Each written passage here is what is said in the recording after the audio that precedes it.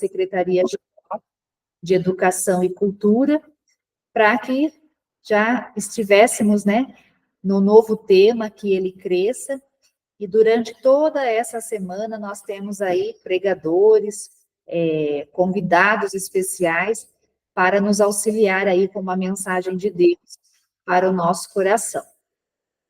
E justifico a ausência do pastor Fernando, o secretário estadual de Educação e Cultura. Ele está hoje, né, na igreja lá de Santa Gertrudes, onde ele é o pastor titular. Talvez no final desta reunião ele esteja aqui conosco, mas aí no início ele não consegue estar. Mas nós louvamos a Deus pela vida de cada um que aqui está e temos a certeza que será uma grande bênção. Amém? Vamos fazer uma oração de início. Senhor, nós te louvamos e agradecemos por esta oportunidade de estarmos reunidos nessa Semana Nacional, onde nós estamos todos os dias aprendendo algo da tua palavra.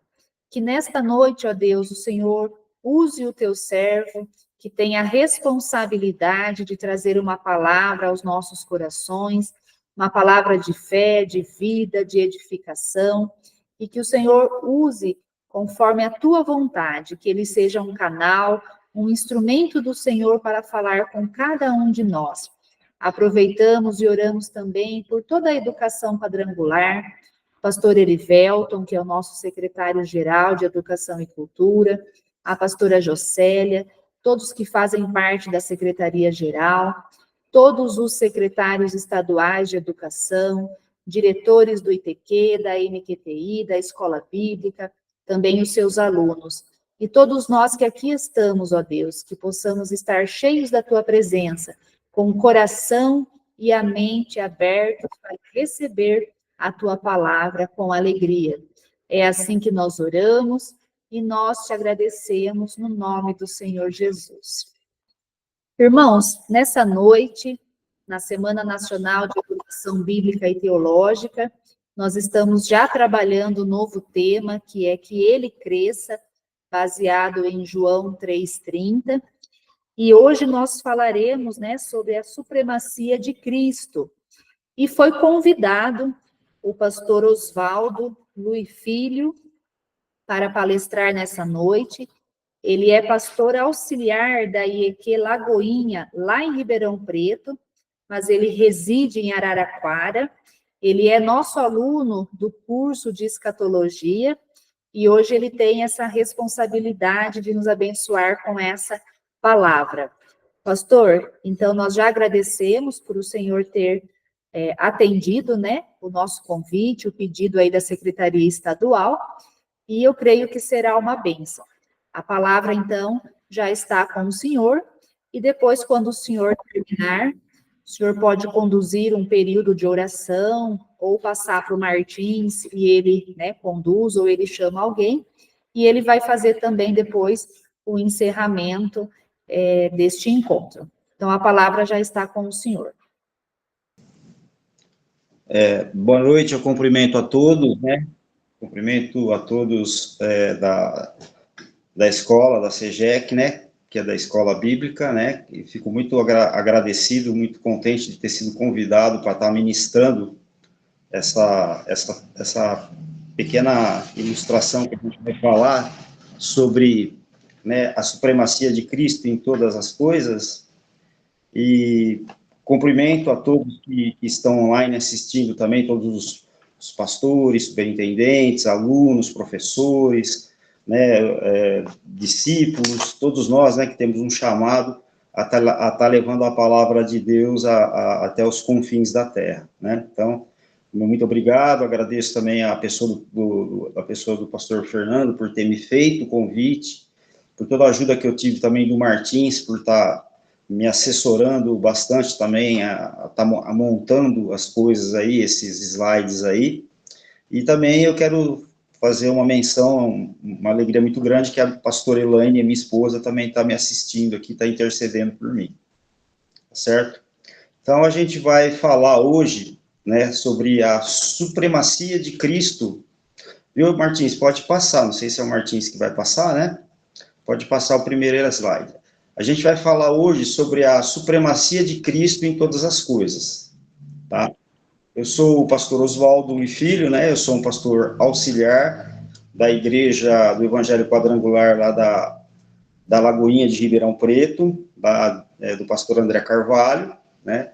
E, como foi dito aqui já, eu sou também aluno da segunda turma de escatologia do professor Antônio Reis, que por sinal está sendo excelente as aulas que ele anda ministrando, são coisas que vale a pena, são coisas que realmente a gente não tinha acesso, que abre a visão nossa, que dá um entendimento assim amplo das coisas que a gente, como pastor, como ministro, a gente tem que entender um pouquinho mais. Então, para mim, tem sido assim, esse momento da participação desse curso de escatologia, né, vou aproveitar que é o CGE que está ministrando, está sendo um divisor de águas, porque muitas das coisas que a gente tinha o entendimento, agora isso está se consolidando de uma forma mais, assim, mais concreta, através dessas ministrações, dessas aulas aí.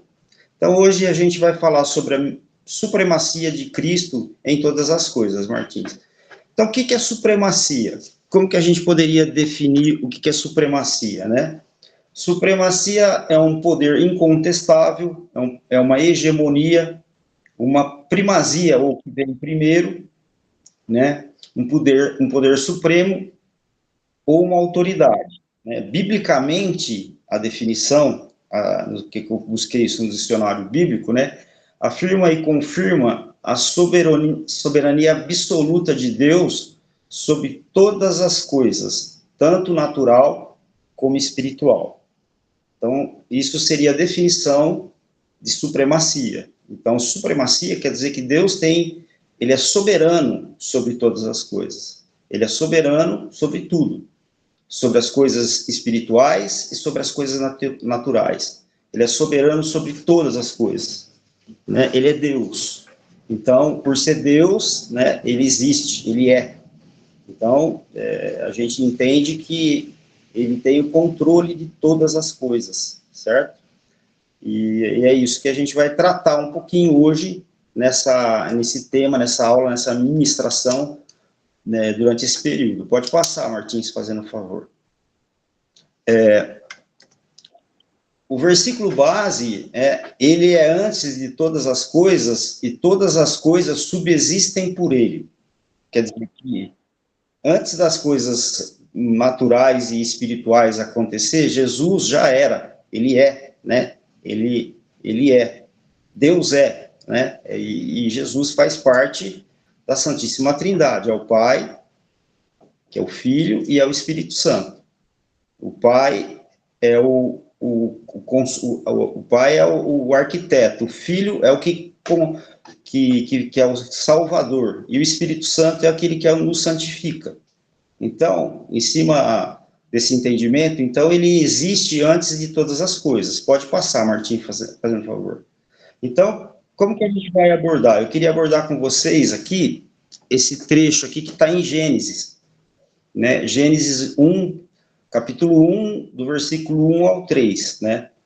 Aqui, o que eu queria deixar claro com vocês é a presença da Santíssima Trindade aqui, fazendo a criação fazendo o Gênesis, né? Fazendo a criação, né? No princípio, Deus criou os céus e a terra estava informe e vazia, e a escuridão cobria as águas profundas, e o Espírito de Deus se movia sobre a superfície das águas. Então disse: haja luz, e a luz se fez. Aqui nesse trecho é interessante, eu trouxe esse trecho porque ele é interessante pelo seguinte: aqui a gente consegue identificar a presença de Deus Pai, né, que está no versículo 1, né, Deus criou, né, e também a gente consegue identificar a presença do Espírito de Deus que se movia sobre a superfície das águas. Mas muitas vezes a gente tem um pouco de dificuldade de identificar a pessoa de Jesus. E a pessoa de Jesus justamente está no terceiro versículo. Então Deus disse: haja a luz, e a luz se fez. Então, Jesus é a palavra, Jesus é o verbo, né? Então, quando ele fala, quando Deus fala, o que sai da boca de Deus, a palavra que sai da boca de Deus é o próprio Jesus. Como a gente vai ver isso nos slides seguintes. Pode passar, Martins, fazendo favor.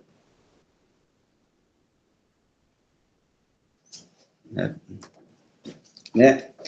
E em Colossenses também, de 15 a 17, o Filho é a imagem do Deus invisível e é supremo sobre toda a criação, como foi falado no texto anterior.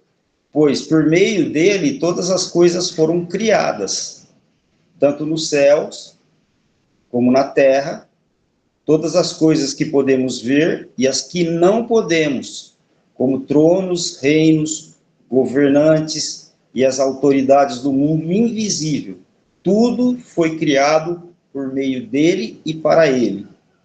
Como que a criação aconteceu? A criação aconteceu através de Deus, segundo a sua palavra. E toda vez que Deus falava sobre que ele criava alguma coisa, quando ele falava, aquilo que saía ou que sai da boca de Deus é o próprio Cristo, é o próprio Jesus, certo? E pelo fato dele ter criado tanto as coisas visíveis ou as coisas naturais ou as coisas espirituais, como ele é o criador de todas essas coisas, ele tem o domínio sobre todas essas coisas, né? E ele existia antes de todas essas coisas e mantém tudo em harmonia, ou seja, tudo está sobre o seu governo, tudo está sobre o seu controle. Muitas vezes a gente pode achar que as coisas que acontecem na nossa vida, elas fogem do controle, a gente pode pensar que isso pode fugir do nosso controle, mas isso não foge nunca do controle de Deus. Deus está sempre no controle de Deus, porque ele é onisciente, ele é onipresente, né? E onipotente. Então, Deus sabe de todas as coisas. Então, até que fala que não cai um fio de cabelo da nossa cabeça sem que Deus saiba, e sem que Deus permita que isso aconteça, certo? O slide seguinte seria, né, falando sobre, aqui eu coloquei João, né, a passagem de João 1, versículo 3, por meio dele, por meio de Jesus, aqui está falando por meio de Jesus, todas as coisas foram criadas, e sem ela nada seria criado. Acho que eu pulei uma palavra aí, né? Todas as coisas foram criadas, e sem ela nada seria criado. E aí a gente pula para o versículo 14. Assim a palavra, ou verbo, se tornou humano, carne e osso, e habitou entre nós. E nós vimos a sua glória, a glória do Filho único do Pai. Então quer dizer que, dentro do propósito que Deus tinha sobre processos de redenção e remissão, que é a nossa salvação, havia necessidade, dentro do propósito da salvação, que Deus se encarnasse. Então, ele era aquele que estava presente no começo de tudo, né? Ele era o verbo, que era aquilo que, quando foi dito, haja luz, a luz se fez, e ele continuou presente nas criações, tanto naturais como espirituais, e agora, no ápice da criação, no ápice da plenitude dos tempos, Jesus, ele se encarna para que, através da sua encarnação, ele seja um novo Adão. E sendo esse novo Adão, ele vai cumprir aquilo que o Pai determina que ele cumpra. Ele vai ser obediente e obediente até a sua morte de cruz. Certo? Pode passar, Martins, fazendo favor. Né? Então, quando Jesus vem ao mundo, né, e quando ele vem ao mundo, já havia várias profecias sobre a vinda dele, né? Que viria o Messias, que viria o libertador, ele viria para salvar, ele seria o rei que salvaria, que libertaria o povo da escravidão, que seria um rei, ele seria justo, ele seria fiel, poderoso. Então, todo o Antigo Testamento fala disso, né? Todo o Antigo Testamento aborda esse aspecto da vinda de Cristo. né? E aí Jesus, como a gente viu no capítulo anterior, narra justamente quando ele se encarna, né? E quando ele se encarna, o que acontece? Ele, na sua encarnação, ele traz um novo tempo, ele estabelece um novo tempo. Ele estabelece agora um novo princípio, uma nova era, um novo tempo, né? Um tempo que é muito bem relatado no Sermão da Montanha, no Sermão do Monte, que são os capítulos de Mateus 5, 6 e 7, né? Onde ele vai falar das bem-aventuranças. Ali nas bem-aventuranças, Jesus ele vai quebrando todos os paradigmas que tinham da antiguidade, né? Ali ele vai quebrando várias coisas que eram estabelecidas, né? Ele vai falando sobre o bem-aventurado, feliz é aquele que tem fome e sede de justiça, porque deles é o reino dos céus, e aí vai continuando falando. Ele vai falando sobre a vocação dos discípulos, sobre a pregação, sobre o sermão das bênçãos. Ele fala sobre o sal da terra e a luz do mundo, como que nós devemos orar, né, a oração dominical. Então, ele vai colocando vários aspectos aí. Mas eu queria me atentar, porque eu acho que isso não é novidade para ninguém, mas eu queria me atentar por uma passagem onde ele encerra esse Sermão da Montanha, que é justamente no capítulo 7 de Mateus, do versículo 24 ao 29, né? No versículo 24, ele fala assim: aquele que ouve as minhas palavras e as pratica é como um construtor prudente, que edificou a sua casa sobre a rocha. Porque virão chuvas, virão ventos, virão enxurradas, e a casa permanecerá de pé. Mas aquele que ouve as minhas palavras e não as pratica, é como um construtor imprudente, que edifica a sua casa sobre a areia. E fala que virão a mesma coisa, virão chuvas, virão ventos e virão enxurradas. E a sua destruição será completa, né? E aí no versículo 29, ele fala assim: pois ele ensinava com verdadeira autoridade, diferente dos mestres da lei. Aqui eu quero dar uma parada, porque aqui eu tenho um entendimento um pouco diferente sobre essa autoridade. Porque se a gente for considerar os versículos 28 e 27, né, que fala sobre a edificação, a autoridade que Jesus coloca aqui, ela é uma autoridade meio contrária de tudo aquilo que a gente entende, pelo menos é isso que eu entendo.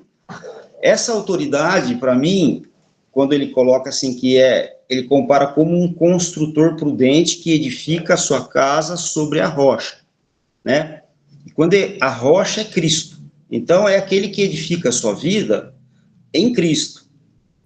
E quando você edifica a sua vida em Cristo, a autoridade é a rocha. Então, para mim, a autoridade não é quem manda. Para mim, a autoridade é aquela pessoa que está em Cristo e tem condições de sustentar uma obra espiritual. Então, é totalmente contrário.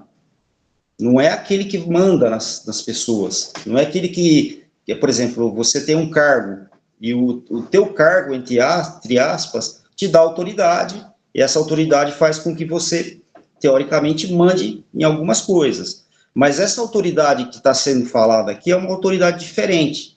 É uma autoridade que fala que essa autoridade é firmada sobre a rocha, e essa rocha tem o poder de sustentar a nossa vida em situações complicadas, em chuvas, em enxurradas, em vendavais, em todas as tribulações que a gente precisa. E muitas vezes nós que somos pastores, professores, que somos superintendentes, a gente tem que ter esse entendimento que a autoridade que a gente tem é uma autoridade que vai sustentar a obra que Deus espera que nós façamos. Que Deus tem um propósito na vida de cada um de nós, e Ele usa quer que nós usemos essa autoridade para que essa obra seja sustentada de acordo com os seus valores. E esses valores são muito bem discriminados no Sermão da Montanha, nas bem-aventuranças. Por isso que eu as trouxe para que a gente tomasse ciência, entendeu? Ali há um balizamento de como a gente deve agir. A questão do perdão, a questão da dívida, uma série de coisas. Então, ele vai quebrando uma série de paradigmas que já existiam e vai colocando esses novos paradigmas que a gente tem que, daqui para frente, começar a viver segundo aquilo que seria depois da vinda do Espírito Santo.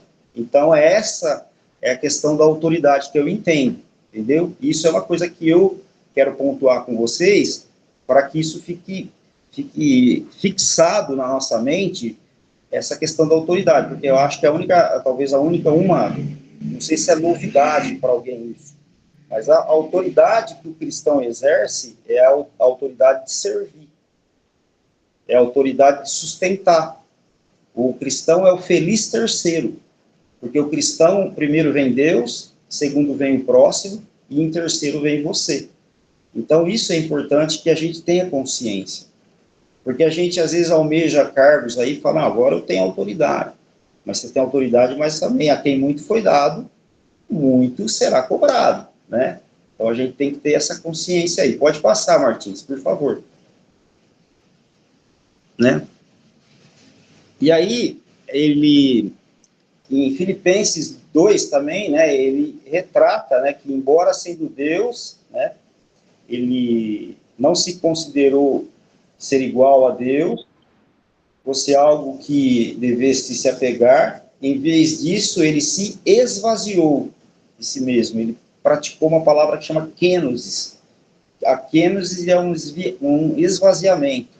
Você deixa a tua vontade, a tua razão e a tua emoção e vai agora fazer tudo que é vontade de Deus. Vai ser uma pessoa que cumpre o propósito na integridade, na totalidade, aquilo que Deus quer que nós façamos. Assumiu a posição de escravo e nasceu como um ser humano.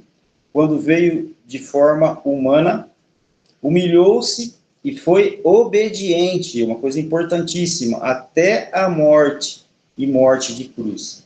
Então, aqui nós vemos a coisa contrária que aconteceu no Éden. No Éden, Adão, ele pecou. E ele pecou como que Adão pecou? Adão pecou desobedecendo. Então, o pecado é a desobediência. Ou a desobediência é o pecado. E aqui a gente vê o contrário. Veio um homem, né, que era o próprio Deus encarnado, que não se usufruiu dessa condição divina. Pelo contrário, ele se tornou homem, e sendo homem ainda, ele se humilhou mais ainda, sendo obediente e cumprindo o propósito para que ele veio. E o propósito para que ele veio foi para que ele desse a vida, pagasse a dívida que nós deveríamos pagar. A dívida que nós deveríamos pagar era uma dívida impagável, né? Porque quando nós nascemos, a gente estava todos nós estávamos condenados por maldição hereditária por aquele ato de Adão. Nós nascemos indo para o inferno. E a única coisa que quebra isso é a obediência de Jesus indo para a cruz e morrendo por nós e derramando o seu sangue. Isso é uma coisa que é fundamental. E isso nós chamamos de kenosis, porque ele cumpriu a vontade, ele se esvaziou completamente e cumpriu a vontade do Pai na sua integridade, na sua totalidade, de uma forma integral, né? Para que o nome de Jesus, e aí, né, por isso que Deus elevou ao lugar mais alto, de mais alta honra, e lhe deu o nome que está acima de todos os nomes, para que ao nome de Jesus todo joelho se dobre nos céus, na terra e no inferno. E toda língua declara ou confesse que Jesus Cristo é o Senhor, para a glória de Deus que é Pai. Então, para isso que Deus veio, para isso que Jesus veio. Jesus veio justamente para que nós pudéssemos nos reconciliar agora com Deus. ele faz uma reconciliação através de um ato de obediência extrema, através de um esvaziamento da sua vontade. Porque sendo ele homem, ele era munido de desejo, vontade, razão e emoção. Tanto é que no próprio Getsemane, ele sua sangue, né? Ele sua sangue porque, ele, na verdade, ele não queria se afastar do Pai, né? Tanto é que ele fala, Pai, por que me abandonastes? Para ele era uma coisa inconcebível a separação da Santíssima Trindade. Então, isso também é uma coisa importante, e isso fez com que Jesus ganhasse o título dado pelo próprio Pai, que ele é o Senhor, que toda língua vai confessar nos céus, na terra e no inferno, para a glória de Deus Pai. Pode passar, Martins, fazendo favor. Né? Aqui eu peguei uma coisa também que me veio ao coração, que em Cristo, né, em Cristo nós temos a redenção pelo seu sangue e a remissão dos pecados, né? Interessante essa passagem, porque essa passagem eu tirei da Almeida Revisada e Corrigida. Eu acho que nem todas as Bíblias elas estão escritas dessa maneira, né? Porque em Cristo nós temos a redenção pelo seu sangue e a remissão dos pecados. Mas redenção e remissão não é a mesma coisa, né? Porque por que repetir? Redenção e remissão. E aí eu fui procurar. Redenção é a restauração do homem naquilo que ele estava desordenado. E a remissão é o ato de perdoar e o ato de resgatar. Então, quando Jesus nos salva, existe dois momentos na salvação do homem. O primeiro momento é o momento onde, pela graça, nós somos resgatados pelo seu sangue, que é a remissão, pelo poder. Então, Deus vai lá, né, paga o preço, dando o seu Filho, que derrama o seu sangue e nos livra dessa dívida, que era uma dívida impagável. Então, ele nos resgata. A partir desse momento, na nossa vida, aquele que crê, aceita, ele nasce de novo pelo batismo. Só que a partir do momento que ele nasce de novo, ele tem que consertar a sua vida dos anos que ele viveu. Por exemplo, eu me converti, eu tinha 32 anos. Eu tinha vivido 32 anos sem conhecer a graça de Deus. Então, teve que houve na minha vida todo um processo de restauração, de reordenação, aquilo que estava desordenado. Ou seja, a redenção seria aquilo que nós fazemos para que nós busquemos a santificação. Ou seja, é a ação do Espírito Santo na nossa vida, dia a dia, para que a cada dia nós possamos estar nos conformando à imagem e à semelhança de Cristo, porque ele é o parâmetro, ele é a nossa referência. Entendeu? Então, isso eu achei uma coisa bastante interessante. Esse versículo é um versículo que me chamou bastante atenção, né? Que no ato do sacrifício de Jesus, quando ele nos liberta do pecado, ele nos reconcilia com o Pai, através da sua morte e ressurreição, no derramar do seu sangue, ele pratica dois atos, um de remissão e o outro de redenção. A remissão é quando ele nos resgata, e a redenção é quando ele começa um processo de restauração da nossa vida. E esse processo de restauração da nossa vida é um processo que vai durar até o final da nossa vida, até o nosso encontro com Jesus. Porque a gente vai estar dia a dia, né, procurando melhorar cada dia mais. Mas a gente não vai atingir a estatura do varão perfeito, que é Cristo, né? Porque se a gente atingisse a estatura do varão perfeito, a gente, teoricamente, não precisaria mais de Deus. Isso vai ser impossível acontecer. Mas Deus quer que nós busquemos, como Paulo falou, né? sede meus imitadores, porque não sou eu mais que vivo, é o próprio Cristo que vive em mim. Paulo chegou num nível de intimidade com Deus tão grande, que ele chegou ao ponto de falar que não era mais ele que vivia, mas era Cristo que vivia nele. Mas mesmo assim, tem uma passagem que ele fala, 3 vezes roguei ao Senhor para que me tirasse o aguilhão da carne. Mas o Senhor me respondeu, a minha graça te basta. Né? Porque quando a gente é fraco, é que a força de Deus se manifesta na nossa vida. Então eu trouxe esse versículo também para que pudesse clarear alguma coisa diferente também de tudo aquilo que a gente tem visto, tá certo? Martins, pode passar, por favor. Né? E em Mateus 18 também, ele fala aqui, né, que Jesus se aproximou deles, né, porque aqui já depois da crucificação de Jesus, é o final do Evangelho de Mateus, onde Jesus já tinha sido crucificado e ele apareceu para os discípulos, né? E Jesus se aproximou deles e disse: toda a autoridade no céu e na terra me foi dada. Então, quer dizer que o versículo passado a gente vê que Deus o instituiu o Senhor no céu, na terra e no inferno. E aí ele fala, né, para os discípulos, toda a autoridade no céu me foi dada.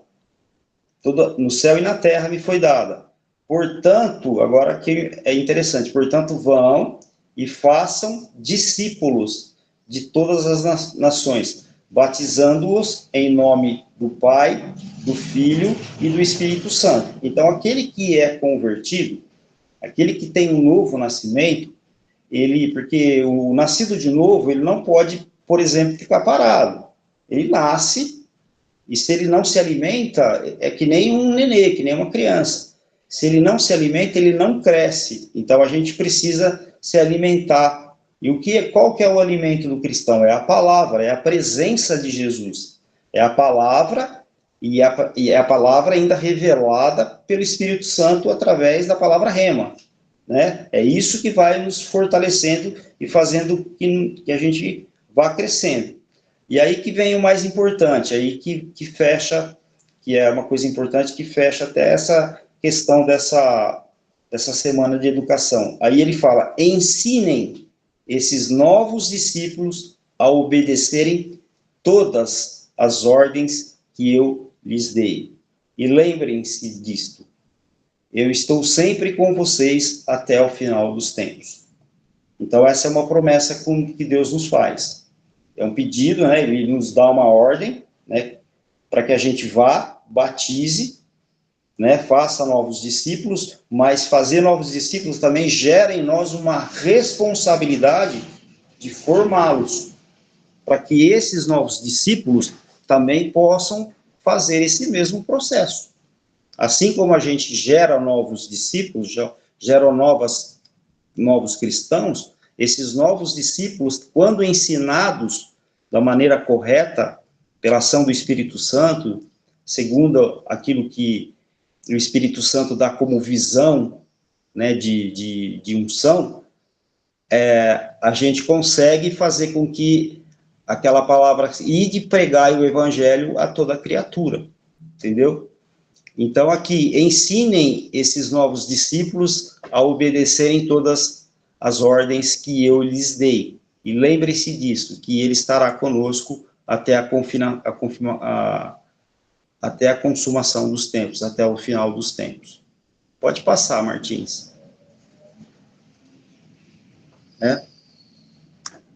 Então, é mais ou menos isso que eu queria trazer para vocês, né? Porque essa questão da supremacia de Jesus é uma coisa mais ou menos que não é novidade para muita gente. Mas eu queria trazer 2 aspectos assim que talvez pudesse chamar a atenção, né? A questão da autoridade, né? A questão da autoridade, porque a supremacia é uma autoridade, né? E também a questão daquilo que Deus fala com a questão do ensino, né? Ele fala, ide, né?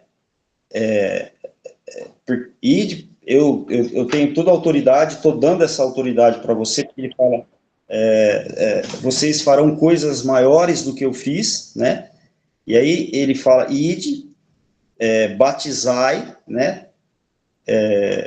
E ensinai, para que esses novos discípulos aprendam a fazer, através da ação do Espírito Santo, tudo aquilo que é necessário para que a obra cresça, para que o número de pessoas salvas sejam cada vez maiores. Agora, no último dia 13 de outubro, agora teve batismo na EQ Lagoinha. E acho que acho que diferença de 2 a 3 meses entre um batismo e outro, a igreja da EQ Lagoinha conseguiu batizar 716 pessoas. Então, o pastor lá tem ele tem uma visão, e em cima dessa visão ele teve uma unção, e em cima dessa unção ele conseguiu gerar uma ação. E essa ação que ele pratica é uma ação que já vem sido praticada há 8 anos, 10 anos mais ou menos, que isso tem dado certo. E é justamente essa visão, é batizar, né? Você batiza, aí você não deixa o batizado escapar, você coloca ali para ele um anjo da guarda, esse anjo da guarda ele vai discipular por influência, ele vai estar acompanhando esse batizado durante 8 semanas, 10 semanas, até chegar o momento em que ele acha que ele tem condições, aí esse batizado, que é colocado, que a gente chama numa casa de paz, ele passa a participar de uma célula. E a partir daí ele começa a crescer também em conhecimento, porque a célula tem o objetivo de estar levando ensinamento, palavra e entendimento e poder do Espírito Santo também, entendeu? Então isso para a gente foi uma alegria muito grande, porque foi o batismo que nós conseguimos batizar mais gente lá em Ribeirão, entendeu? Então é mais isso que eu queria trazer para vocês, fico muito feliz, espero ter contribuído com a semana aí a Semana Nacional de Educação Bíblica e Teológica, né, onde o tema é que ele cresça, né, espero ter contribuído com isso e agradeço o convite a todos aí, né, e vou fazer uma oração final, né, agradecendo, tá, a todos. Senhor meu Deus, Senhor nosso Deus e nosso Pai, em nome de Jesus Cristo e pela a graça do Teu Espírito Santo, eu agradeço, Pai, o maior privilégio que o Senhor nos concedeu, e o Senhor nos concedeu esse privilégio, que é um privilégio igual a todos. O maior privilégio que o Senhor nos concede é de sermos Teus filhos, Senhor. Somos Seus filhos, e por sermos Seus filhos, nós temos direito a uma herança. E essa herança que o Senhor nos dá, nos promete, para aquele que crê e é batizado, é a vida eterna. Mas para que a gente consiga viver isso, o Senhor também sabendo de que o pecado está condenado na carne, que isso também continuaria presente na nossa vida, porque existiria uma luta entre as coisas carnais e espirituais, o Senhor também manda para nós o Teu Espírito Santo. Que o Espírito Santo, a partir do momento em que ele é alimentado nas nossas vidas, ele consegue suplementar, ele consegue abafar a ação da carne, Senhor, fazendo com que agora a gente possa ser uma nova criatura, que nasceu da água e do Espírito, ser adoradores em espírito e em verdade. E dentro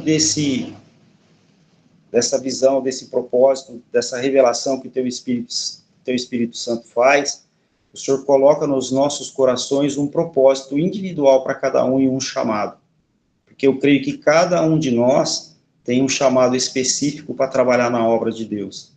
Então, nesse momento, eu peço para que o Espírito Santo possa estar abençoando cada um e possa estar revelando a cada um qual que é o propósito específico para a vida dele, para que ele possa ser usado, para que a gente consiga conquistar almas para o reino de Deus. Amém? É com você, Martins. Amém, amém, pastor. Pessoal, como tem sido proveitoso essa semana, né? Essa Semana Nacional de Educação. Esse é o terceiro dia, né, dessas mensagens maravilhosas que a gente tem recebido, né, desses pastores. Tivemos a honra, na segunda-feira, de estar com a pastora Esther, que trouxe uma palavra muito bonita com o tema também da Semana da Educação, Semana Nacional de Educação, que foi revelando quem é Jesus. Uma palavra muito forte, uma palavra maravilhosa também. E o pastor Nilson, que esteve com a gente ontem também, no segundo dia, né, trazendo uma mensagem, ele pregou e trouxe uma mensagem também maravilhosa para a gente sobre cristocêntrico, né, que os nossos cultos não pode ser colocar o ser humano no centro dos nossos cultos, né, mas devemos colocar Cristo no centro de tudo, né? A partir do momento que nós colocamos Cristo no centro de tudo, com certeza não tem como dar errado nada, né? Cristo tem que estar no centro das nossas vidas. E hoje eu tenho o prazer de estar com o pastor Oswaldo. Como a Silvia disse no início, ele é um aluno da segunda turma do curso de escatologia. Gosto muito do pastor Oswaldo, a gente tem conversado bastante, né? E gostaria, pastor, de agradecer a Deus pela vida do senhor, viu? Que Deus continue te abençoando sempre, que Deus abençoe toda a sua família, e essa palavra também, esse ensinamento que o senhor trouxe para todos nós, com certeza vai frutificar.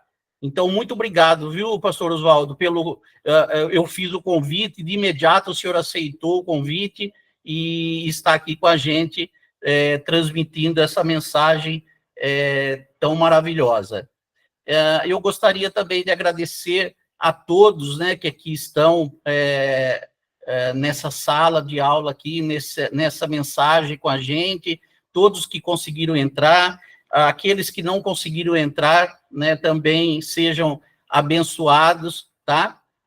E como temos ainda alguns minutinhos, eu gostaria de passar a pastora Márcia Pinheiro, está aqui com a gente, pastora? Eu vou abrir aqui o microfone da senhora, viu?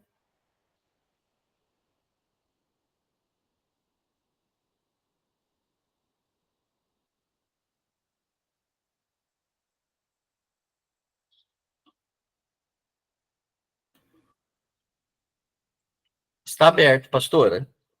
Boa noite. Paz, tudo bem? Paz, tudo bem, pastora? Tudo bem, graças a Deus. Pastora, como nós temos alguns minutinhos ainda, eu gostaria de passar para a senhora, se a senhora pudesse fazer uma oração direcionada ao Departamento de Ensino, referente a essa Semana da Educação. Amém, amém, graças a Deus. Louvado seja Deus, né, queridos, por essa oportunidade. Eu sempre digo que a Igreja do Evangelho Quadrangular, digo dela, né, porque é nela que nós estamos, ela sempre proporciona para nós crescimento, né, nós sempre estamos estimulando o crescimento dos nossos membros através de vários suportes, de várias ferramentas, e a Semana Teológica é uma dessas ferramentas, né? É mais uma oportunidade que nós temos, usando aí a tecnologia, porque esse conteúdo ele vai ficar gravado, e eu já vou até aproveitar que eu estou com a palavra, já vou querer até os slides, né? Então, já quero aí também agradecer o pastor Oswaldo, agradecer aí toda a secretaria pela organização, pelos convites que foram feitos, pelos palestrantes que já nos antecederam, né? Pelo pastor Oswaldo, por aqueles que virão, pelos alunos que estão hoje, por outros que virão, e pedir, né, que a gente possa se organizar, que a gente possa estar junto, que nós possamos não apenas ouvir, mas que nós possamos praticar aquilo que temos ouvido, né? Estamos nos estamos nos preparando aí para que nós possamos cada vez mais nos esvaziar de nós, para que o Senhor apareça ainda mais, não é mesmo?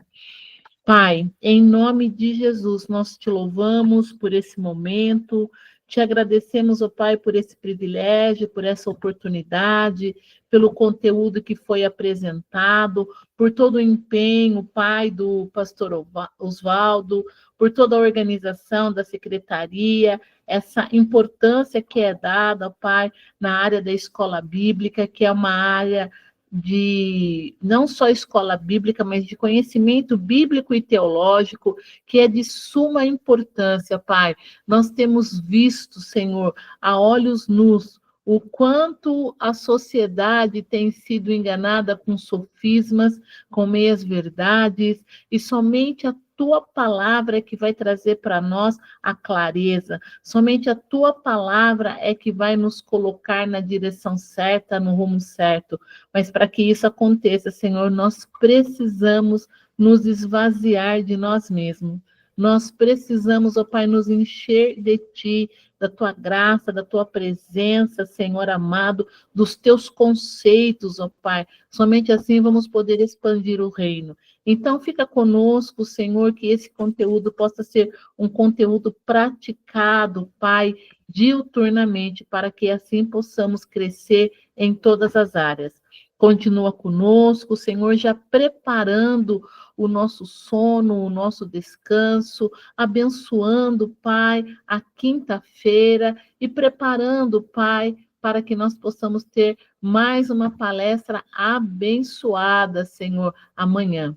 Abençoa, Senhor, a nossa liderança, ser com o pastor Mário de Oliveira, com a pastora Bianca, com o evento que ela vai realizar, Senhor, no próximo sábado, com o pastor Erivelto, Pai, com todos da área da educação, todos os secretários estaduais, com o nosso secretário, Pai, em especial, pastor Fernando, com toda a nossa área, Senhor, da educação bíblica, pastor Esther, pastor Fernando como diretor nacional, comigo, diretora do ITQ, diretor estadual, com todos os nossos professores e alunos, com os nossos colaboradores, tesoureiros, secretários, coordenadores pedagógicos, Pai, com todos aqueles que nos auxiliam, que nos socorrem, que cooperam conosco. Sê, Pai, a Tua graça, a Tua bênção, o Teu favor.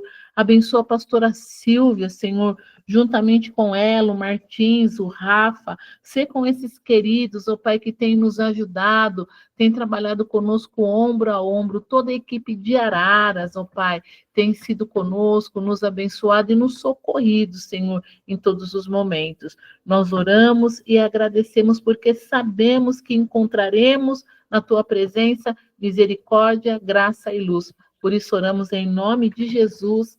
Amém. E graças a Deus. Amém. Amém. Amém. Muito obrigado, viu, pastora Márcia?